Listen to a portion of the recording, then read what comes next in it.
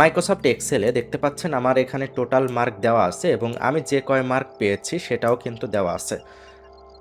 এখন আমাদের কাজ হচ্ছে আমি যে কয় মার্ক পেয়েছি এই 500 মার্কের মধ্যে আমি যেহেতু 40 পেয়েছি, এখন আমি কিভাবে পার্সেন্টেজ বের করব। এখন ডাটাটা যদি অনেক বড় থাকে সেক্ষেত্রে পার্সেন্টেজ বের করতে গেলে আমার কিন্তু অনেক টাইম লাগবে।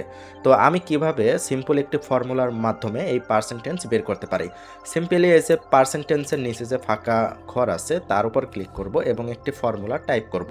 ফর্মুলাটা হচ্ছে সমান সমান ব্র্যাকেট, ব্র্যাকেট দেওয়ার পরে আমি যেহেতু প্রথমে 40 পেয়েছি বা আপনি যে কয় মার্ক পেয়েছেন তার উপর ক্লিক করবেন। ক্লিক করার পর স্টার চিহ্ন দিতে হবে। আমি যেভাবে দেখাচ্ছি ঠিক সেভাবে করেন। দেখতে পাচ্ছেন আমি কিন্তু স্টার চিহ্ন দিয়েছি এবং টোটাল পার্সেন্ট যেহেতু 100 সেহেতু আমি 100 দিয়ে দিচ্ছি। ব্র্যাকেট ক্লোজ করে দিব। ব্র্যাকেট ক্লোজ করে দেওয়ার পরে আমি এই চিহ্নটা দিব। দেওয়ার পরে আমি সম্পূর্ণ যে মার্ক সেটা আমি সিলেক্ট করে দিব। টোটাল মার্ক সিলেক্ট করে দেওয়ার পরে যখনই আমি ইন্টারে ক্লিক করব তখনই দেখতে পাচ্ছেন আমি কিন্তু এই 500-র মধ্যে 40 মার্ক যেহেতু পেয়েছি সেহেতু কিন্তু আমি 8% মার্ক পেয়েছি এবং এই 8%-এর উপর ক্লিক করে এই যে পয়েন্ট রেখে যখনই আপনি ডাবল ক্লিক করবেন তখনই কিন্তু সম্পূর্ণ ভ্যালুর যে পার্সেন্টেজ সেটা কিন্তু বের হয়ে যাবে।